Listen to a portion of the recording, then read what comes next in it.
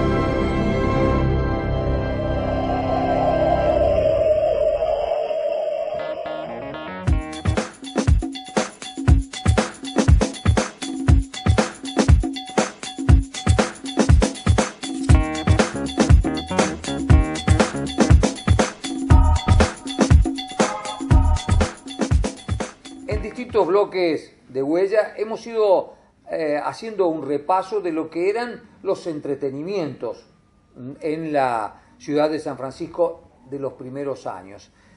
Un entretenimiento que no sé si también se lo puede calificar como deporte, ya lo vamos a charlar con Arturo. Uno de esos entretenimientos tenía que ver con las carreras de caballos, la actividad hípica en la ciudad de San Francisco.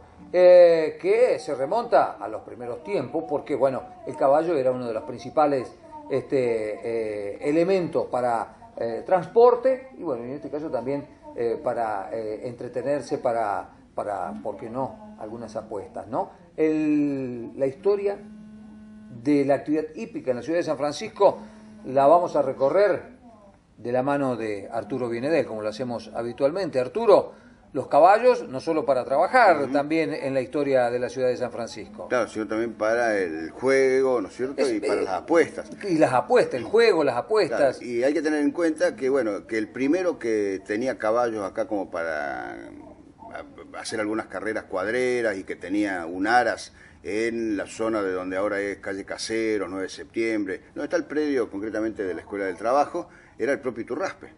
Es decir, Iturraspe, ¿no es cierto?, disponía del dinero suficiente como para tener esos animales. ¿Y los caballos ya eran distintos de los que se usaban en las tareas del campo? ¿Ya eran caballos como los conocemos ahora, los de pura sangre? ¿Eran caballos para correr o no? No tanto. No tenían ese nivel de desarrollo. No tenían el nivel de desarrollo de la hípica de hoy, claro. ¿cierto? Es decir, eran algunos caballos que más estilizados, ¿no es cierto?, de otro tipo de animal, no era el percherón de tiro, claro, sino que era el tipo de caballo árabe, que bueno, algunos de ellos los tenían, acordate que los traían de la zona de Santa Fe, de Rosario, de esos lugares, y bueno, no eran muchos tampoco, pero eran los que utilizaban para hacer algunas carreras cuadreras, porque era común que cuando se encontraba, era primero, toda gente que era de campo, la mayoría, y entre los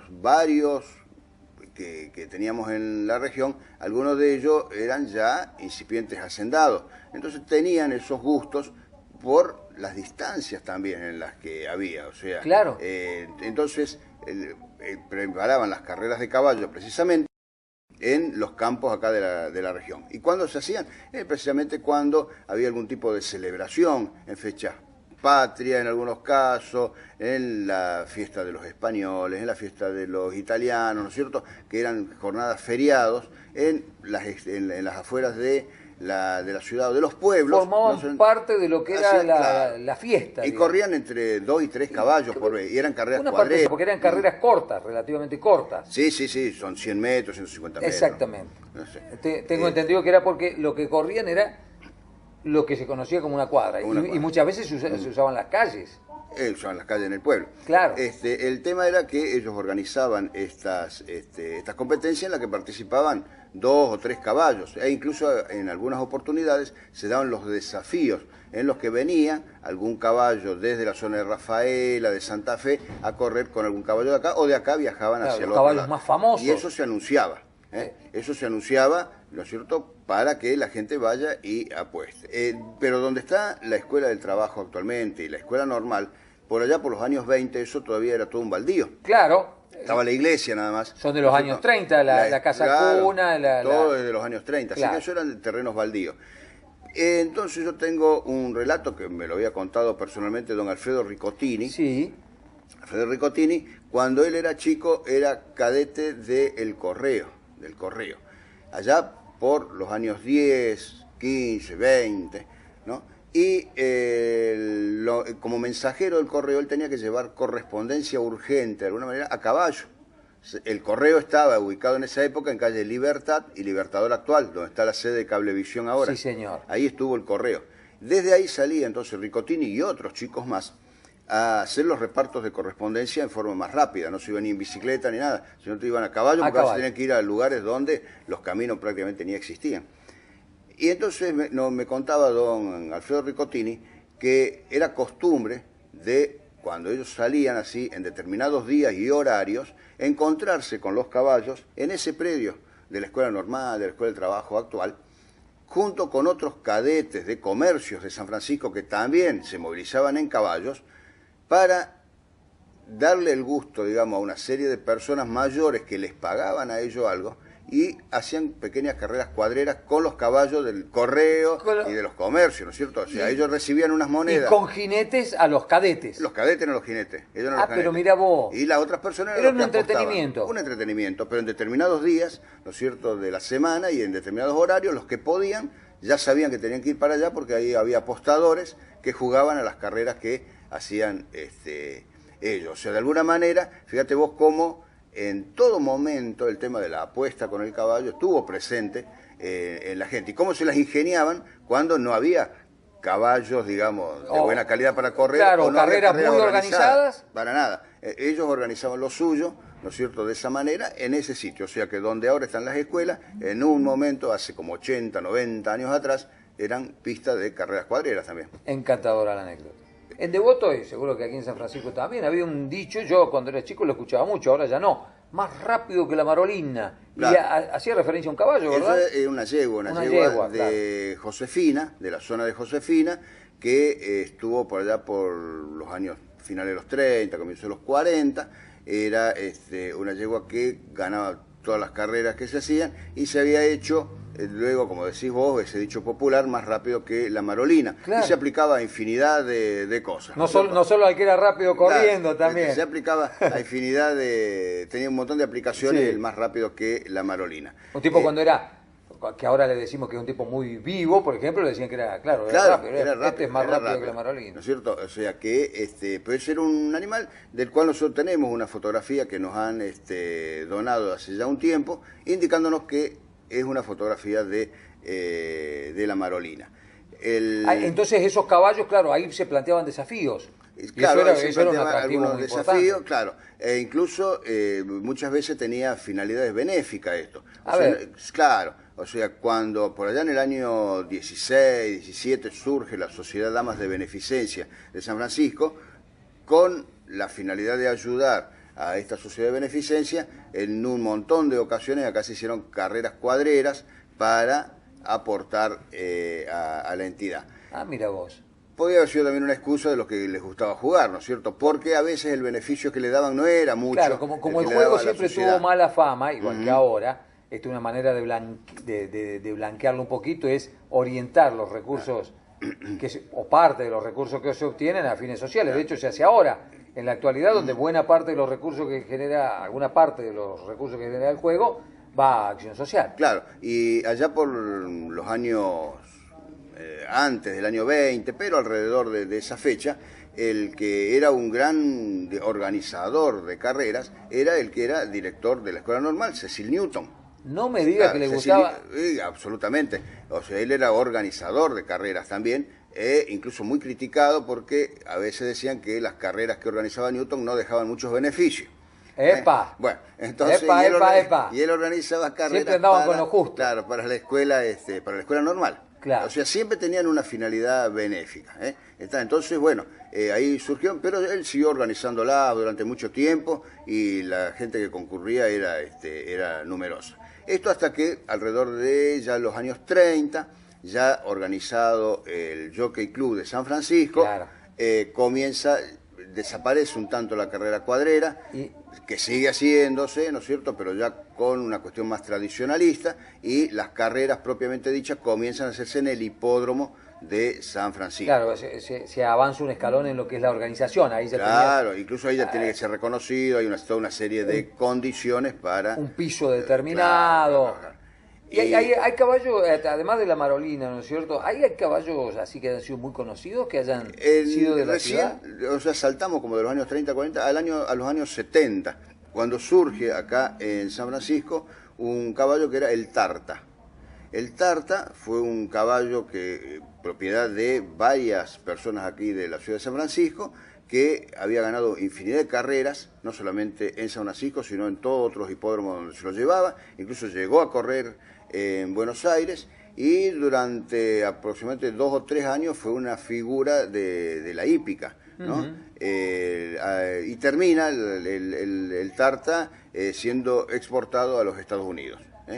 O sea, la carrera del Tarta termina en Estados Unidos, y es un animal que había surgido acá en la zona de San Francisco. Claro, lo que sí. le llamaban que era como un animal, digamos, boleteado, que le decían algunos. O sea, era tan ganador en muchas carreras que pagaba muy poco. Claro, ¿no lo es cierto? jugaban tanto Claro, entonces, que pero era pagaba un muy poco, buen entonces ya no lo producto. podían hacer más correr. Exactamente, pero era un buen producto, entonces se lo exporta a Estados Unidos, posiblemente, ¿no es cierto?, para procreación. Porque ya ya tenía su carrera hecha, y seguramente con las condiciones del Tarta en los hipódromos de Estados Unidos no habrá hecho, digamos, mucho, ¿no? ¿Y hasta qué época aproximada, por supuesto, más o menos, tenés registro de las carreras cuadreras? Porque en la actualidad ya, si no desaparecieron, por lo menos en nuestra zona se conoce muy poco. Eso es como hasta los años 40 aproximadamente, Claro. Porque después, ya te digo, al venir la organización del Jockey Club, donde ya las carreras eran muy programadas, muy organizadas, supervisadas incluso, la carrera cuadrera quedó como una cuestión tradicionalista, donde se sumaba eso a la sortija y a una serie de demostraciones de habilidades, ¿no? Claro, las habilidades ecuestres.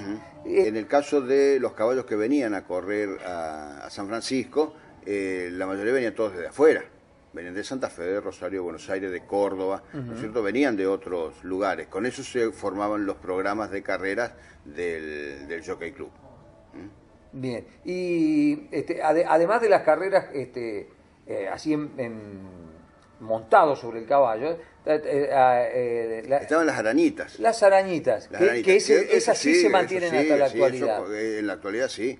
En muchas pistas de la región, ¿no es cierto?, todavía el día de hoy se está corriendo con lo que son las aranitas, que son como carreras de trote. Claro, que se les llama, de ¿cierto? trote, ahí está. Y bueno, y ahí sí hay gente Furia y trote, esas eran las dos características de los tipos de carreras. Claro, Furia, montado. Que es algo que el hombre en el existe todavía en la actualidad en campos de la región y en pistas de la región, donde, es más, hasta son televisadas. Hay programas de televisión especializados que filman esas carreras en distintos lugares, hacen circuitos en distintos lugares del país, y bueno, y ahí se apuesta también muy bien, y bueno, es lo que se está desarrollando actualmente hoy como una actividad típica más fuerte, porque en San Francisco, ¿no es cierto?, ha venido bastante abajo la actividad hípica propiamente dicha en el hipódromo local, y sí se corre el Gran Premio, que es un homenaje a Oscar Buero. Claro. Oscar Buero, que fue que es la carrera del año, que se llama, que se hace en el mes de agosto todos los años, y es un homenaje a don Oscar Buero, presidente del Jockey Club de San Francisco, bueno, impulsor de muchas otras actividades, tanto así también como del fútbol con el tema de Sportivo Belgrano, de las artes en el mismo Jockey Club, de la intelectualidad a través de un filósofo como fue Manuel Gonzalo Casas. ¿Qué personaje, ¿no es Oscar cierto? Buero, ¿no? Oscar Buero fue una persona así, digamos, polifacética en un montón de cosas, porque fue Le vamos a tener que dedicar un bloque de huellas. Industrial, ¿no es cierto?, dirigente social, una persona de una trayectoria incluso muy larga, porque él fallece allá por los años 90, siendo ya una persona muy mayor, ¿no? Arturo nos ha hecho recorrer, y la verdad que fue más que interesante, todo el camino de la actividad hípica en la ciudad de San Francisco desde los comienzos hasta la actualidad.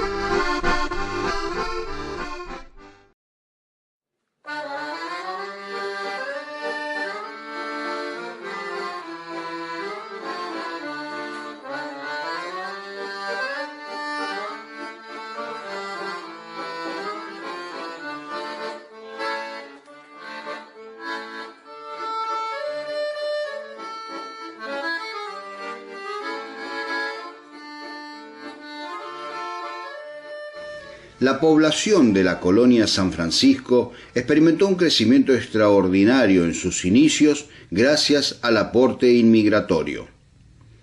Los primeros en llegar fueron mayoritariamente italianos piamonteses, y ellos se ubicaron en el campo y en el pueblo de dicha colonia, en Plaza San Francisco. Los esposos Leonor Cianalino y Alejandro Sema inauguraron la colonia San Francisco antes que hubiera aprobación provincial de los planos, lo que se produjo el 9 de septiembre de 1886. Ellos ya estaban aquí desde 1885, igual que los hermanos Francisco y José Mozo, al norte de Plaza San Francisco. Por su parte, los hermanos Casalis llegaron en 1886 y se instalaron en el corazón de la actual ciudad de San Francisco. Luego llegaron José Turre, Bartolo Melano, Matías Fantini, Luis Camuso, José Chiabrando, Juan Daguero, Juan y José Genaro, muchos de ellos italianos, pero también hubo gente de otras nacionalidades. El pueblo Plaza, en 1887, contaba con 4 casas ocupadas por comerciantes de distintos ramos: tienda, almacén, herrería, carpintería, panadería. Sin embargo, en torno a la estación se fue nucleando la población mayoritariamente italiana. Sobre 25 de mayo, Antonio Manetti habilitó un boliche con hospedaje, igual que Bernardo Alberione e Inocencio Villaggi. Francisco Lorenzati inauguró la primera fonda en la actual esquina del Banco de la Nación, y José Alessandrini estableció otra fonda frente a la estación del ferrocarril que le llamaban Iturraspe, pero que luego pasó a ser el Ferrocarril Central Argentino y posteriormente Ferrocarril Mitre. Una tercera fonda fue el albergo El Globo del señor Ricci. En 1889, los hermanos Bertelo establecieron una casa de ramos generales en Boulevard 25 de Mayo, en la esquina con Moreno, y que se extendía hasta la actual calle Iturraspe.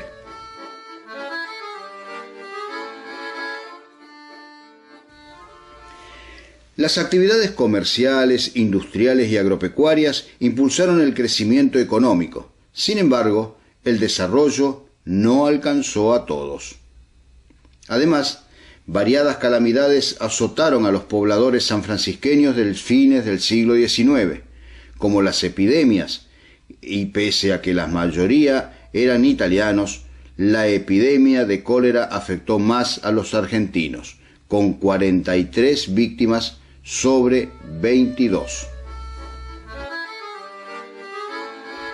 Un relato señala que en los primeros años del siglo XX una epidemia de cólera volvió a afectar a la población de la región, cuando ya estaba aquí el doctor Enrique J. Carrá, quien debió luchar por imponer la vacunación, y que fue precisamente el colono Alejandro Sema el primero en aceptar en ser vacunado.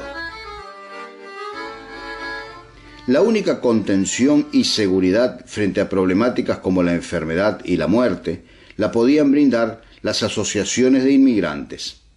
Con ese objetivo surgieron la Società Italiana 20 de Settembre, el 14 de junio de 1893, con fines mutualistas, y luego su similar, Laboro, el 21 de octubre de 1893, de carácter recreativo.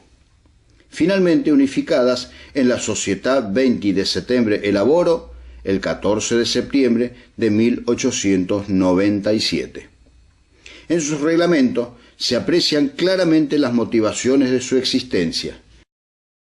La sociedad practicará la beneficencia en general, promoverá la instrucción entre sus asociados y sus hijos, contribuirá a su beneficio material y moral, manteniendo vivo el culto de la madre patria, cimentando los vínculos de la fraternidad y de la italianidad promoviendo y festejando los días memorables de las fechas patrias, de la unificación italiana, fomentando el espíritu de protección recíproca, del trabajo, del orden y de la economía, procurando unir y acercar a los italianos residentes en San Francisco.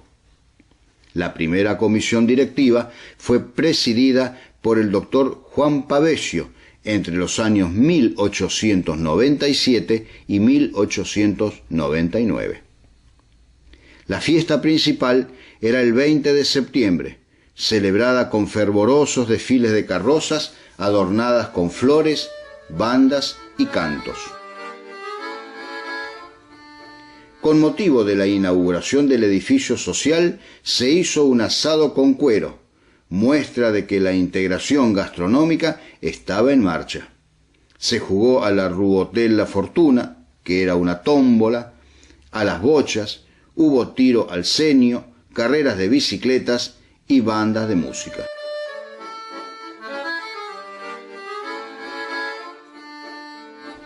En su sede, hoy Libertador Norte e Iturraspe, se desarrollaron teatro, conciertos, enseñanza de música, de idioma italiano, kermeses, baile de gala y populares, y fue durante varias décadas sede del Centro Cultural y Biblioteca Popular, por donde pasaron destacados artistas e intelectuales de los años 20 al 60. En una época, los italianos de San Francisco estuvieron divididos entre la sociedad italiana y la sociedad operaia italiana.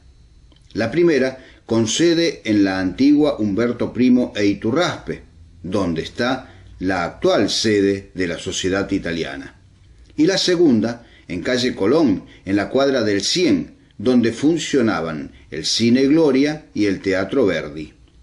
Al cesar la sociedad operaia, el inmueble fue adquirido por la Intendencia durante la gestión de Serafín Trigueros de Godoy en 1935 y después, durante la Intendencia de Raúl Villafañe, se convirtió en asistencia pública, función que cumple desde entonces en ese lugar.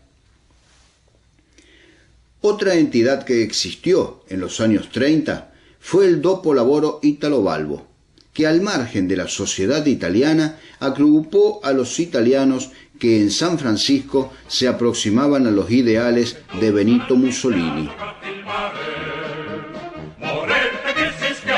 Precisamente, Italo Balbo, cuyo nombre llevaba la entidad, era un héroe del fascismo italiano en los años 20 y 30. Entre los integrantes de esta entidad se contaban destacadas figuras de la sociedad local, entre ellos el industrial Ricardo Tampieri, el poeta Italo Batelli, que era el más frecuente orador de los actos, el empresario y artista plástico Ernesto Lazzarini y el cura párroco Carlos Borello.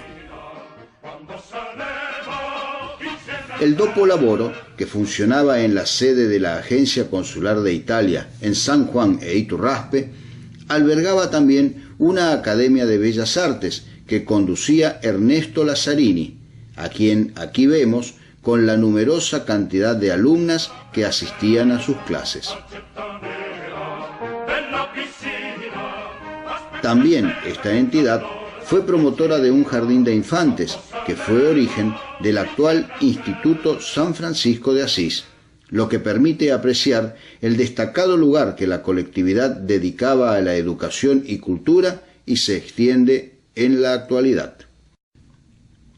Los italianos de San Francisco adhirieron también a las celebraciones patrias argentinas y precisamente el Dopo Lavoro así los promovía, como se puede apreciar en esta invitación para sumarse a los festejos del 25 de mayo de 1935, que consistía en reunirse a las 8 en la Casa de Italia, donde se ofrecería vino blanco italiano. Luego, a las 9:30, marchar con banderas para la conmemoración del 25 de mayo, glorioso aniversario argentino. Y después de los actos, a las 12:50, un festejo en la Casa de Italia para celebrar los 20 años de la entrada de Italia en la Primera Guerra Mundial, con un servicio de comidas gratuitas y un acto de camaradería.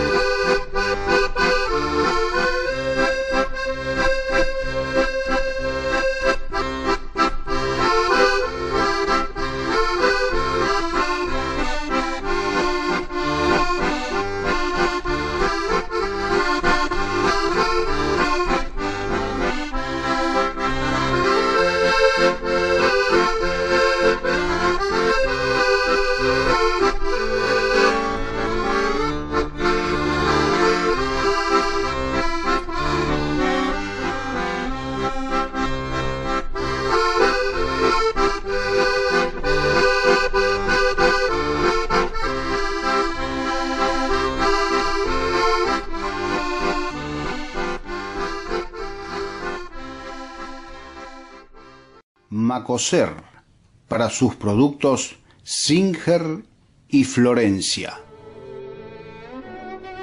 Presentó con exclusividad este programa de difusión educativa y cultural.